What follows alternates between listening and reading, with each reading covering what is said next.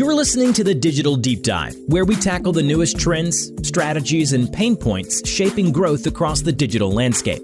From Amazon and D2C to international expansion, join our host and e-commerce leaders across multiple industries for in-depth discussions on how to maximize your brands in the digital arena. Now, here's your host, Aaron Conant. Hello, everybody, and welcome back to the Digital Deep Dive Podcast. I'm your host, Aaron Conant, and today brought on a longtime friend, Brad Day from Days End Consulting, helping tons of brands out in the network. And when we think about it from the standpoint of everything that's going on with Shopify, he's one of the, top 10 people in Shopify across the space as a whole. Just had a ton of great conversations. And this is one where we're entering the season where everybody's thinking right now about profitability, or what tools we should have on the back end around, how are we managing returns? How do we driving more sales? What are all those different things that really matter on the back end that we finally get a chance to address a little bit? And so anyways, Brad, I'm going to kick it over to you. If you want to do, just bring us up to speed yourself a little bit, Days End Consulting, that'd be awesome. And then we'll kind of jump into the conversation. Sound good? Yeah, sounds perfect. Thanks for having me on today, Aaron. Happy Friday. Happy Friday. Yeah, exactly.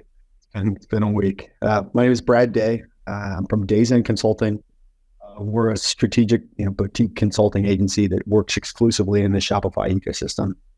I've been the one of 10. I'm actually one of 12 of their partner consultants. Shopify has their agencies. They call them SIs, strategic integrators. They have their app makers. And then there's 12 individuals or partner consultants that are closely wired in with their team, access to the betas and product roadmap and the personnel. And we've been operating in that capacity for 3, maybe going on 4 years now. And so keeps me very well versed in the space in terms of who's coming into the ecosystem, what people are trying to do differently.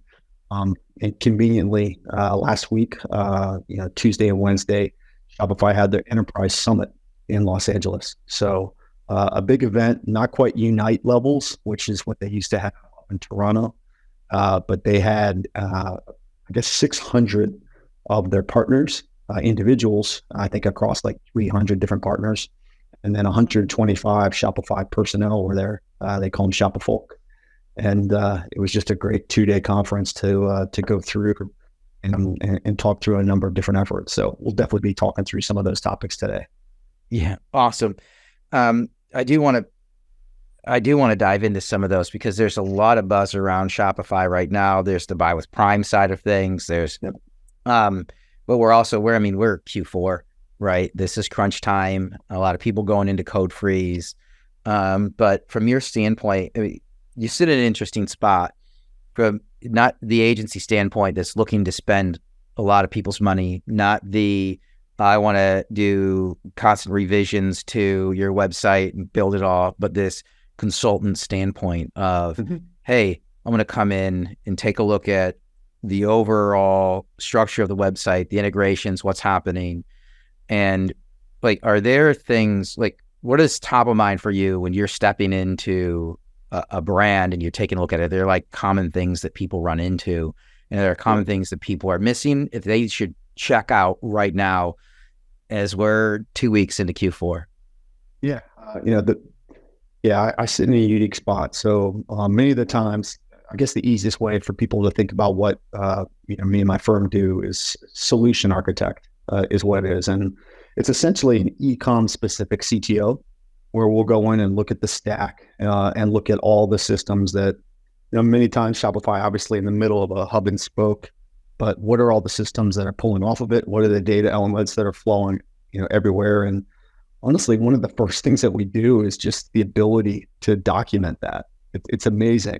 If you have not put that in, especially with e-com and you have workforce and people moving, to not be able to document and understand, here's where this information is coming from. That's honestly one of the places that we always start, because the other piece of that is Shopify, its APIs are always evolving.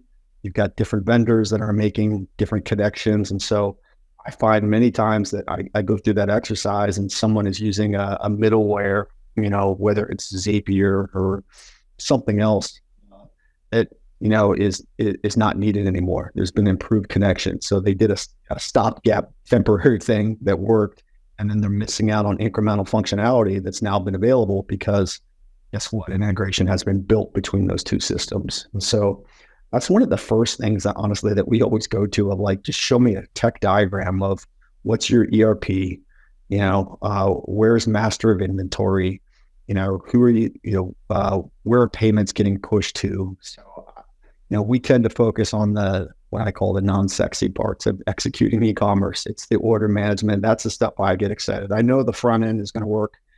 Obviously there's efforts that we do to help position and equip them.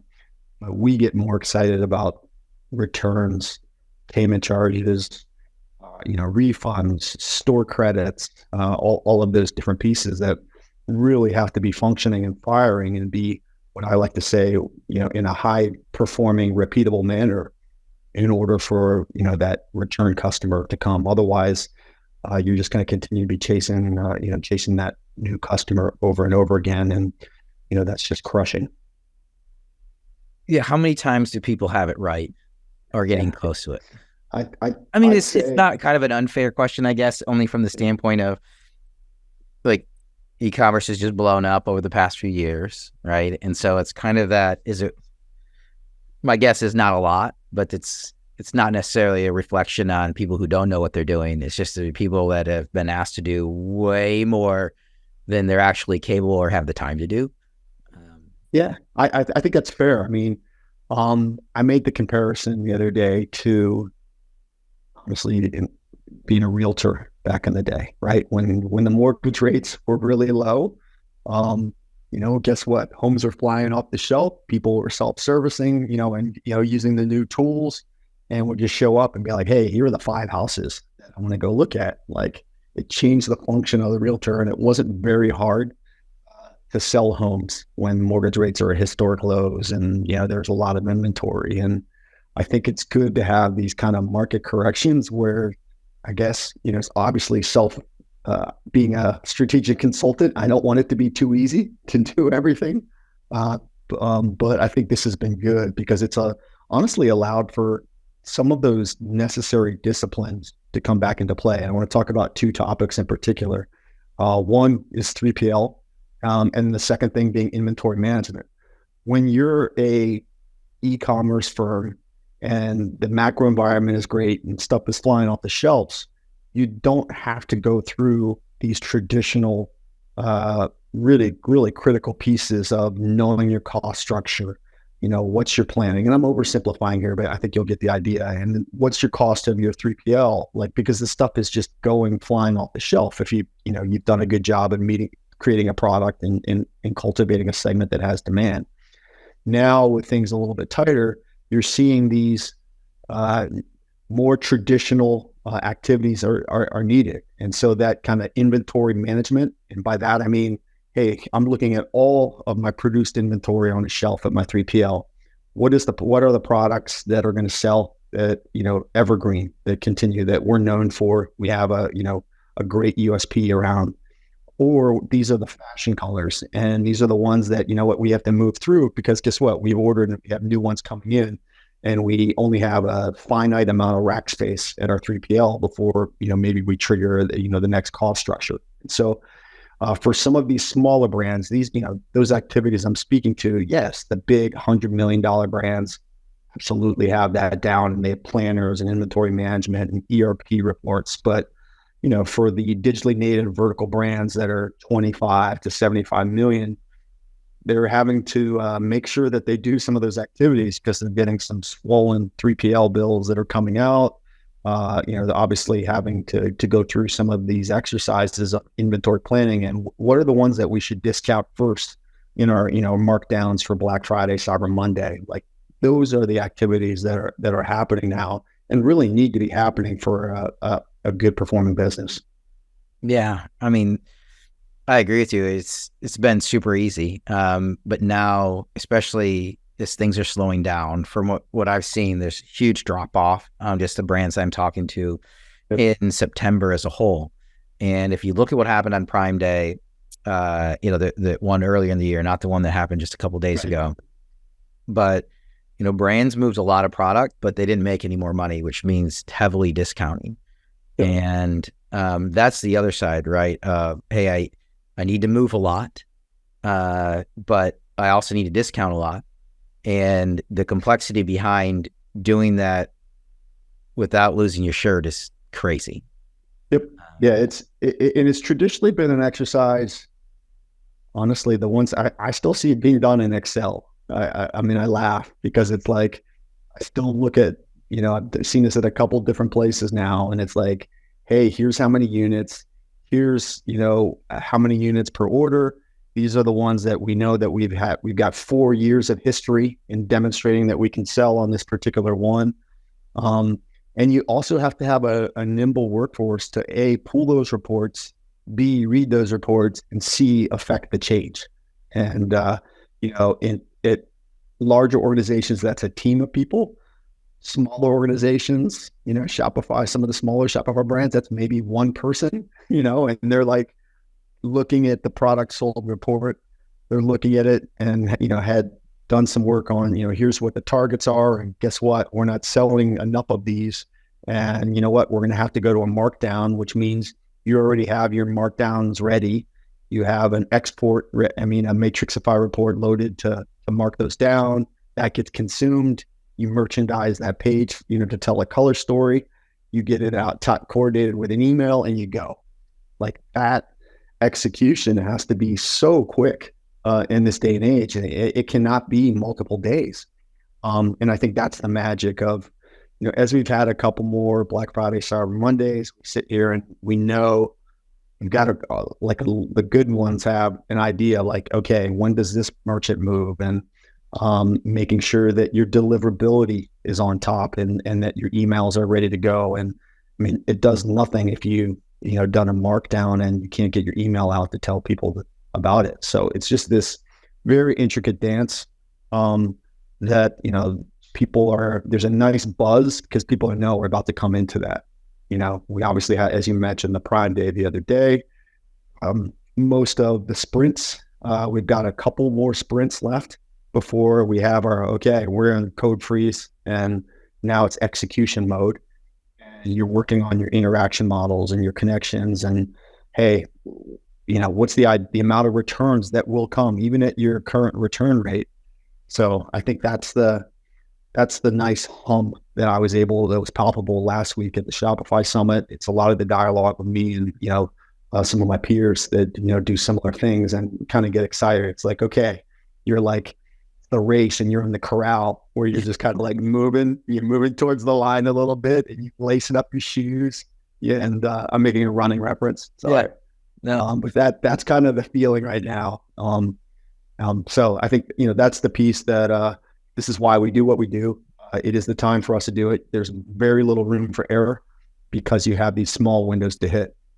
And I get excited about it, as you can tell. Yeah, no, I love it. So I'm also thinking, as we're going through this, really the title for this episode should be Winning on Shopify in Q4. We're going to go back and make sure, because that's what I'm hearing from you is kind of what we're pulling out, which is, hey, take that inventory, know where it's at, know what you have to move. It is, hey, well, what are the systems you have to have in place? Email, SMS, how are you letting people know? Who cares if you mark it down? You can't just hope that somebody happens to fall upon it and move that inventory for you, because it's more than just, like you're saying, it's more than just selling the product. It's also getting it out a warehouse, removing the holding costs, freeing up space for the next round, especially if you're, if you're very seasonal, right? Mm-hmm. And, any place in the fashion, you've got the next round coming in. But let's talk a little bit about returns. And then I think that's a great way to focus this is what should brands be thinking about to win in Q4? And we tackled a few of those. Let's talk about returns a little bit. How do you see people managing that? Because, returns are an issue across the board, especially if you're in fashion, especially if it's a gift giving season, which it is, and people don't like it and they want to ship it back.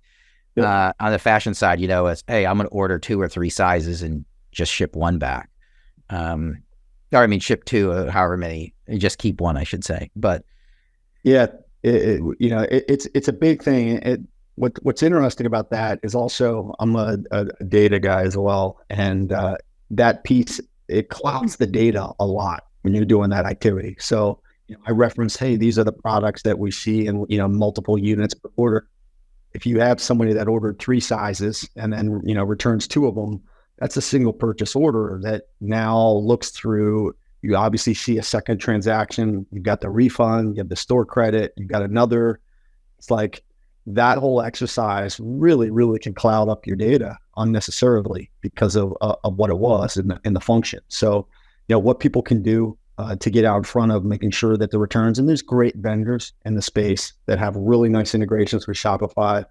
Returnly's in there, Loop returns in the ilk that have made it really nice to execute against it. But what I moved one more upstream with is like, how do we prevent that activity? How do we get that confidence with the consumer? And a company that we've been doing some work just started with that kind of takes a different approach, and everyone's trying to do AI these days. It's like, how can you do AI? And it's a vendor by the name of TrueFit, TRUE space FIT, has traditionally been above Shopify, enterprise brands. You're talking Banana Republics, Gaps, that ilk. And they worked very hard to rewrite their code and have moved down to Shopify as of 2 months ago. And what it does is it's a crowdsourced size guide. And so they have a database of people. And so if I go in to buy a shirt on a brand I don't know, I can go in there and say, all right, well, I wear a large shirt with Eddie Bauer. I wear a large shirt with Nike. What size should I do here? And it prevents what the technical term is size bracketing.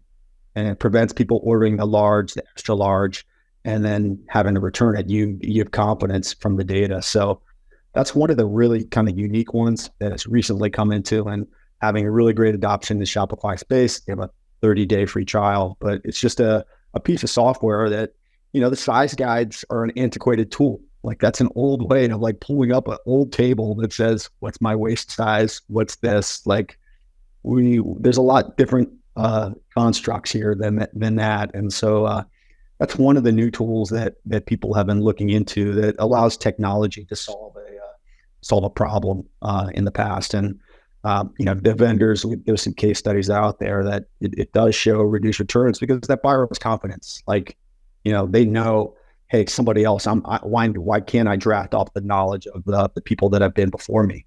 Yeah, and in reality, people don't really want to order 3 and then have the hassle of shipping 2 back. Oh, they don't. Yeah, and then think about want to write first, especially if it's a gift. Like, I just want it to work. And then now you have the boxes, unnecessary boxes that are going everywhere. So there's a carbon footprint to that. There's the time for you to go to the place to ship it back.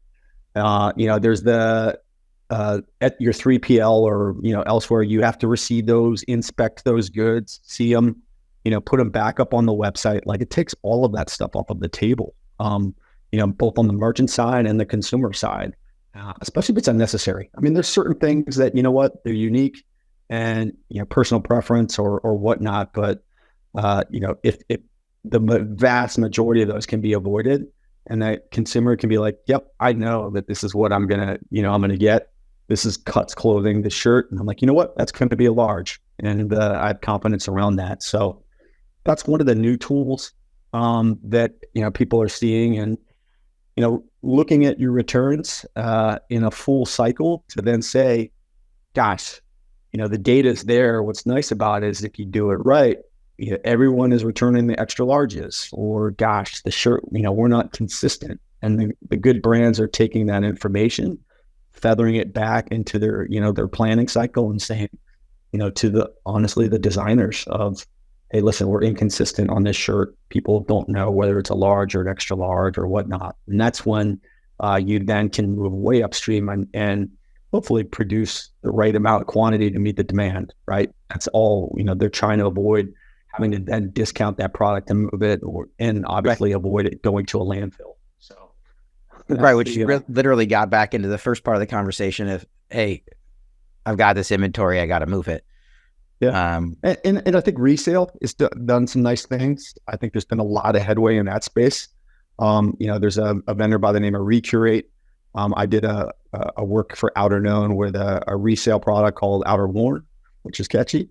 And it allows, for people to return products. And, we're starting to put some of the gently used returns are showing up on there. So it's another way to just move through those products, and honestly, could, introduce a lower price point for entry, into it. Yes. In their case, their hero product, gosh, if somebody can, get into it at half of the price, it allows you to pull someone in closer to the brand, and hopefully, the whole cycle goes well, ultimately move them to a full price product down the line, once you told your brand story and they've experienced it.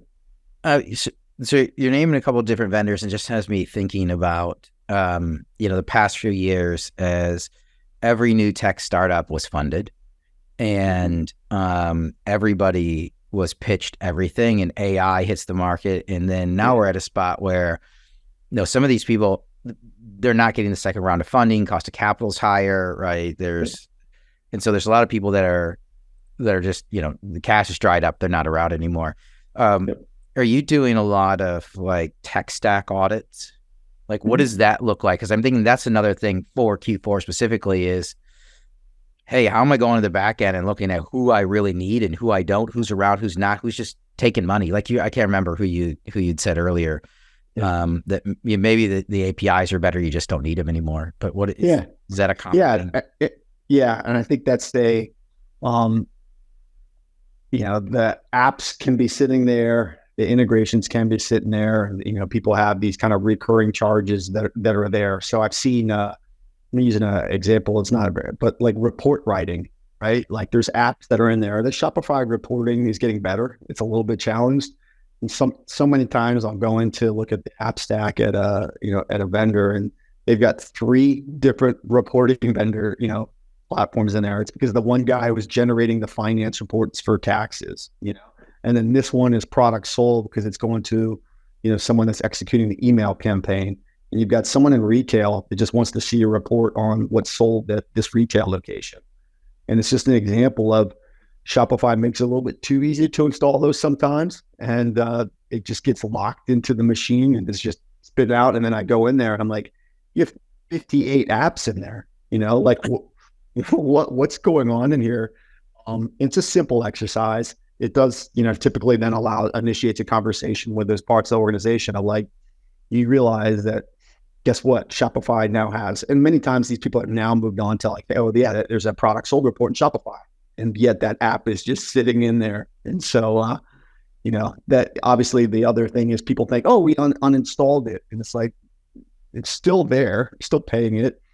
There's some tech debt that's incurred for that's affecting you. So yeah, absolutely going in and even just going through that exercise of logging it and, after as a fast follow to documenting your highest level tech stack.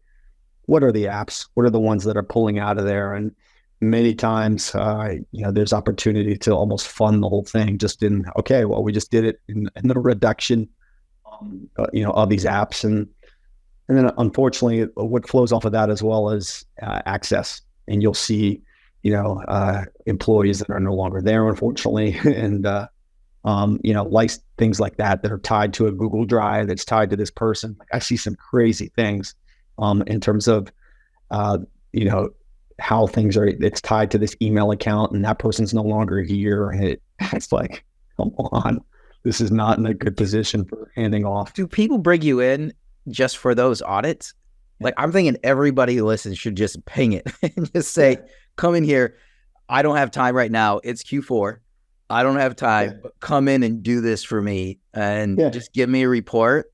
And then they can take it back. And I mean, you could do the work, but they could maybe do the work too. Exactly. So everybody that's listening, right? Brad Day, DEY, right? Exactly.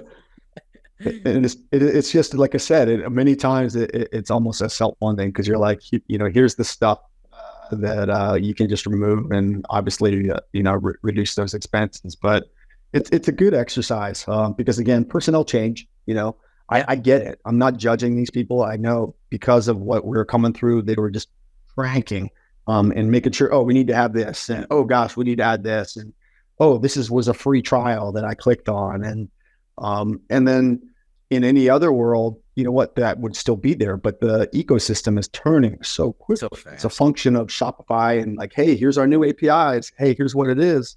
And that person maybe in that week was working on something else. And so as teams are a little bit leaner now, it happens to the best of them. And I understand it, but the good news is it's real quick to remediate. We have a structured way of kind of walking through that. And it allows you to also bring up to some conversations of having, okay, who's using this information? What are they using it for? And many times you could surface somebody else that could use that exact same piece of information, but for a different purpose.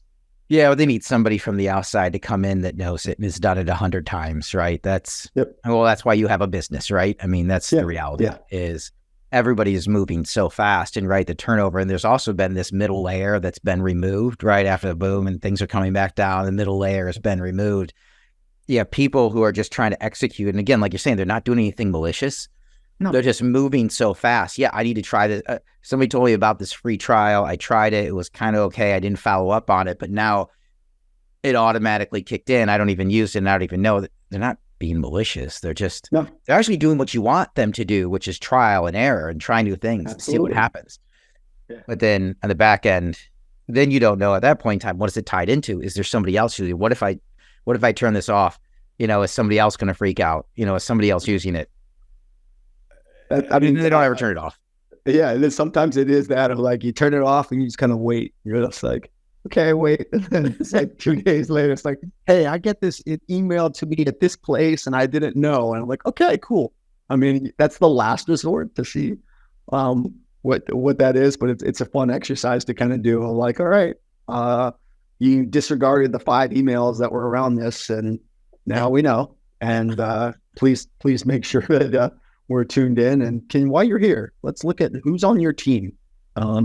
So it's a good exercise, and it doesn't have to be a massive effort to go through it. It's a 1 week, 2 week, just kind of a diagnostic. Here's what the actions are to go off of it, and then everyone's that much more informed. Because I think that's the other piece of this is when I talk about a structured, high performing team, it's just like many times there's perfectly good reason of like, yep, we're using it for this, and there's just a level of confidence that gosh.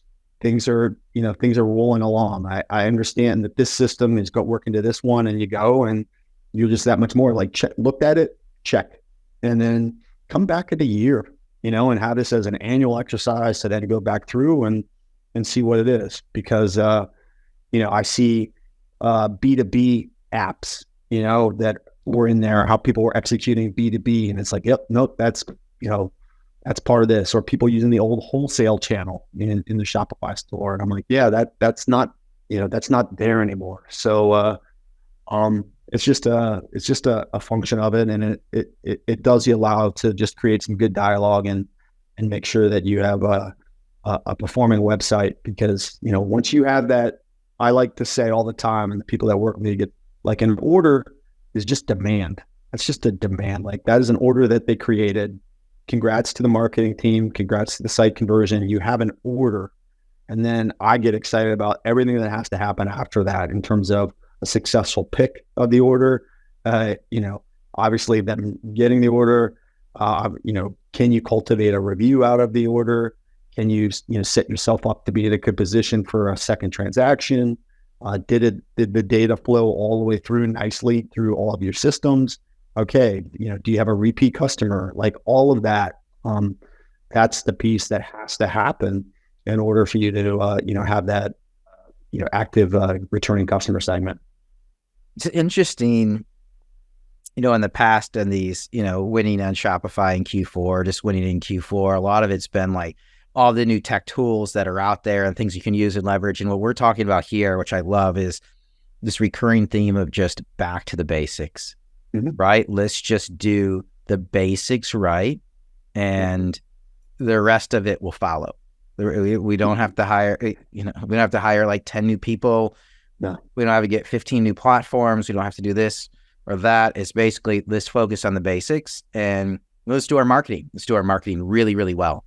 And, that's going to be the biggest key to winning in Q4. Are there other new releases in Shopify or their new platforms? Like what's what are you excited about? I mean, the big thing Shopify is pushing right now is the one-page checkout. So last year was checkout extensibility, which is that was the black box for the longest time. That's Shopify special sauce. And they're like, here's our checkout. And you go into checkout, and no matter what website you looked at, you knew you were in Shopify checkout at that point. It had the same look and feel. You had the banner across the top. The font was the same. You're like, oh, okay. Yep. And I would talk to my friends, like, what is Shopify? I'm like, when you go to on this, when you're shopping it here, and they're like, oh yeah, it does kind of jump to that. Like Shopify opened up checkout and through checkout extensibility and allowed you to, I'm not talking as simple as changing colors and putting more brand stuff in there. It allowed to open it up. That's when they said, we want all checkouts to happen in here. If you were executing a subscription up until a year ago, you would actually leave. You would go to Recharge. You would go to Order Groove. You would go to Global E if you're doing international. And then you would come back to Shopify to finish that. And that got, kind of ruled because it took things out of their purview. And so now it's all happening within the Shopify checkout, that process. It traditionally was a 3-page checkout. Well, now they've gone even further and they have a 1-page checkout that they're rolling out. You have to be on checkout extensibility to have that step. Kind of eliminated some of the liquid pages, not trying to nerd out. But then you can now go to this 1-page checkout, which they were very vocal last week about this is even better. We've enhanced it. It's even quicker. And so that's one of the exciting things that people, I would encourage you to talk to your dev agency. And if you haven't done it already, like, hey, did we do checkout extensibility? Because that is a precursor. You need to have done that. And then you can get this 1-page checkout. So that's anything that can reduce friction, accelerate through that process is great. You obviously can, while you're there, add some of your, be more consistent on your brand voice, reorganize things accordingly. Some of the neat functions I've seen in there, again, are in subscription execution. Hey, here's a one-time purchase. Oh, would you like to make this a subscription? A perfect place to ask for that. You can do that now and there. You're $22 away from free shipping. Would you like to add one more item here to do that? Like, these are nice, natural pieces of where people are in that purchase decision, without interrupting, to allow you to do that. Address correction, which is something simple but very valuable in the process. They're publishing some incremental APIs there to let people do some address correction as they go through that process, which is valuable. Do you want to pick up in store versus local pickup versus ship it to you, which is even better because it eliminates the shipping. Take some coordination. So these are just natural things that are happening. So I think that's one of the key pieces that people are very excited about, to put into that process. And that's one that people are looking at a lot. I'm trying to think some of the others that are coming through. Obviously, pushing other products that are aligned. We noticed that you bought the shirt and you got the shorts. Why not buy this bundle instead? Which is just a really nice a way to do that. So that's another kind of natural piece there. Are there one thing, like, any questions? I always like to give people opportunity. Any questions for me? And then also, are there other, platforms that you're excited about? I mean, TikTok has come up a bunch. Let's go to there in a second. I would love on the buy with Prime. I know that you have done some work in that space. I've seen a couple people that have thrown up, let's call them basic Shopify sites. We did one of these this year. It was a top Amazon vendor. They do home goods, and they wanted to have a Shopify site as well, obviously for some different margin. Obviously the zero-party data that would be available, maybe ship, do some additional colorways beyond what they're able to offer on Amazon. So what are you seeing, or are you hearing chatter in your circle around kind of the Shopify moving to the buy with Prime and what that looks like? Yeah, I have a lot of people excited about it. A year ago, no. Just talking with them, even a year ago when you were saying, well, hey, how do you, what is the increase in conversion rate? We couldn't, they're like, hey, we can't really share that data quite yet. Do you have a tie-in with Shopify? No, we don't. Can it happen for the vendors, the 1P side on Amazon? Well, we're working on it. It was like this thing that they had launched in typical Amazon fashion. I'm going to launch it, minimum viable product, and I'm going to hear everything about it that people don't like. And then we're going to bring it back. And we actually just did a webinar actually with Jordan, who's been on the podcast before with Coalition Technologies. And yeah, absolutely. Great. It was just a great conversation on that side around, hey, like they fixed a lot of stuff. 1P, 3P on Amazon, right? The integration with Shopify, they're sharing how much they can help with conversion rates. But on the flip side, is I've talked to a few different brands now who've seen a significant increase in sales, especially around like Prime days. Because Amazon will actually drive traffic then to your direct-to-consumer site. They're doing that actively right now to help move and promote that program as a whole. And people are seeing a significant bump. And one of the neatest things I think about that's happening right now, for those of you who don't know, so buy with Prime, anything that you have in an Amazon warehouse or you want to put in there, you can put the buy with Prime. It'll use the Amazon Pay side of it. But Amazon from its warehouse will go then individually pick, pack, ship it, and, get the 1-2 day shipping benefit, but, it's running through their warehouse rather than yours. So it's really interesting as we get to, the holiday season here and you get that shut off or when people will, when FedEx, UPS will come pick up your product and ship it. If it's through Buy with Prime on your direct to consumer site, you still get the 1 to 2 day shipping promise out of Amazon, which is really, really significant. Yeah. If you think about, after December 12th or 13th, when FedEx, UPS are like, hey, we're done. Like, we're not picking up from you anymore. We're only picking up from Amazon and Walmart, Target, that type of stuff. You still get a couple more out of it. You still get another 10 days almost if they shut it off in 12. You still get it there by, Christmas for sure. So they fixed a lot of things. There's still apprehension just because of the relationship on, the traditional marketplace and vendor side of Amazon, the lack of communication with brands, the trimming down of vendor managers. But, I think they got a shot, and I wouldn't have said that a year ago, but I'm going to say that right now, that a lot of brands, especially smaller and mid-size, they're already selling on the platform. Maybe they're digitally native. The current 3PL is mediocre. Like, why would I have it as 3PL when I could also have it, if I also have it in an Amazon fulfillment center and they can pick, pack, ship it? Now, cost, everything's going to play out over time, and it will be very interesting. You go back to the old phrase, or the old quote from Jeff Bezos, who said, hey, your margin is my opportunity. It'll be very interesting how fees go up over time in that space, if they do, once they've got people locked in. So anyways, it's a very interesting space, and it's just starting to retake off right now. So I would encourage anybody, take a look at it. If you did a year ago. It's easy to add. Yeah. You did a year ago, it wasn't quite right, and you saw them kind of back off a little bit. Now it might be worth trying again. So, well, speaking of people watching each other closely, I'd say the TikTok and Shopify is a similar one. Right. So you have this thing called TikTok Shop that is out there.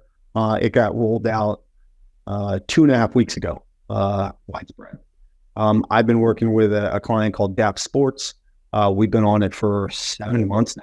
I've been one, and I'm very proud. We're a top 5 on the platform. And it's this thing called TikTok Shop. The client I just referenced is doing live shopping of trading cards. So collectibles, there's certain segments that are doing very well out the gate, have been pretty well publicized that live shopping in particular is not at the level as where it is in other regions, in APAC region. But there's certain categories that are working really well. Home goods, as I shared, are doing it. Collectibles, trading cards, figuring like that piece. Luxury handbags, for whatever reason, are also doing really well. And I think the key is that you're looking at places where you can interact with the product itself. And so I've watched luxury handbags for probably way too long, but there's something there in the past. that's the bag that I want, Bodega handbag or Gucci handbag. Let's just make it easy.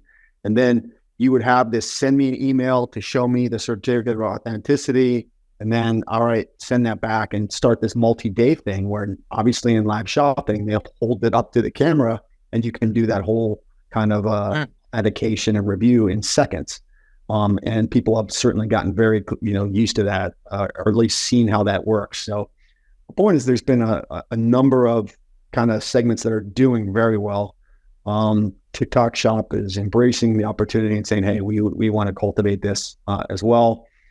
It has a content management system. It has an order management system. It has shipping fulfillment. Like there are all these elements that are in TikTok Shop that are certainly Shopify Lite. At least, they're obviously getting more people on the platform, and it's that place of what are the new features that you need. And so we've been doing, work in that space as I shared with our client, but now we're going to be working with TikTok Shop closer because there's this, gosh, we hear about this thing. Do I need a Shopify site? Can I use my existing Shopify site? Can I do a TikTok Shop in my Shopify site? How do we push orders, products? And so we've been very active in that space now. And I think it's incrementality at this point. I think it's one of those people don't want to miss out on it. They want to make sure that they can understand it and have it. So we've been talking to a number of brands that are in those categories that I just shared that are like, we'd be crazy not to try this. Like, it's what's not the harm in trying? Exactly. It's not a massive list to get it set up, or set up your shop and have it there, and just have your place. You got it. You got your setup, and then you can, test it out to work around it. So we've been leading some interesting efforts with some people that are, forward thinking enough to be like, let's get it up there, because I'm, items in a $60 AOV. I'd say like $40 to $80 AOV absolutely can execute in this format. And it doesn't have to be live shopping as well. It could be, hey, we're going to push a recording, a small video out, and people can shop the video. We just happen to be with our client. We're working at the very forefront of that, 24/7 live shopping, orders coming into. We have 9 different TikTok shops now that are aligned by channel. This is sports cards. This one is doing Pokemon cards. This one is doing NFL. And then we're pulling all of those together, and me and my team are leading that integration and working through that process. So it's a very exciting kind of new channel in it, and it's not a massive lift. And you can kind of be in a position to really, help it take off, or be in a position to really be able to quickly move when it does take off. Wow. Right. Everybody's looking. I mean, everybody's looking for, another marketplace. That's what they're doing, right? Like, how can I be wherever? And TikTok traditionally, it's just been a driver to other channels, right? Yeah. And it's product discovery. I think they have obviously a very natural, it's a different audience for sure. But you can, work in these very natural product discovery places, and, their algorithms are sending traffic to you based on what, an algorithm that's being used in other parts of the world. It's like, yep, this person is interested in this. So it takes a little bit of refinement. It takes reading the data. It takes knowing the teams at TikTok Shop to kind of work through that and finesse it based on what you need. And we're in the process of working through in a tighter partnership with them to be able to help people get on and get going much quicker. Yeah, I mean, it's the new age QVC HSN, right? It's people for the longest time have wanted to see stuff in real time and be able to buy it. I see it, I see the offer, I want to get it now. Like, it's just a new platform for doing it. It's going to work. I can't see it not working with especially the level that it's accessible to people. And you're right. It's just interesting how people are using TikTok even as it's a product research channel at times, but also a discovery channel. The TikTok made me buy it trend is huge. So, yeah, it's fun to kind of to be in there. And, when you get some of these smart forward thinking innovation, we're talking to a toy company, and they're looking at some live events that they want to do. They have a well-established audience in the gaming community. And it's like, guess what? Figurines and release dates and being able to, to do that around competitions and be able to transact. I mean, it's really, really moving fast. And so, yeah, it's funny. I made the QVC reference in an audience the other day, and they're like, "What? Like, is that?" And it's like, and by all accounts, I don't think QVC or HSN has done a good job, but it's still the reference point. It's like a paradigm. You're like, "Oh yeah, like QVC," and then this current workforce, so like, I'm not following you. What do you mean by QVC? And I'm like, okay, well, there's this thing you used to do to call in. And, oh yeah. You're like, so is a cell phone? No, it's actually like it's tied to the wall.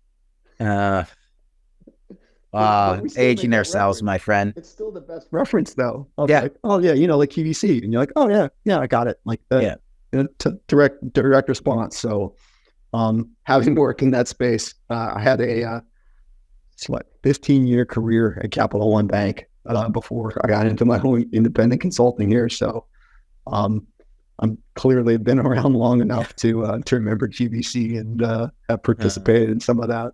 That's awesome. Well, we've got we're just getting to the end here of time. Brad, it's been super fun. This is awesome. We have to do this more often. I think people will find it incredibly valuable. Again, Brad Day from Days End Consulting. So it's DEYSEND. Is it just daysend.com? And reach out to him on LinkedIn. Just a great resource for a ton of brands in the network, and comes highly recommended. Just in a different spot as a whole, that looks at your website a lot differently, not from the dev side, not from the marketing side, but hey, how do we make this thing really work? So good, Brad. Thanks so much for your time today. With that, we're going to wrap up this episode of the Digital Deep Dive. Thanks everybody for tuning in. All right, everyone have a great season.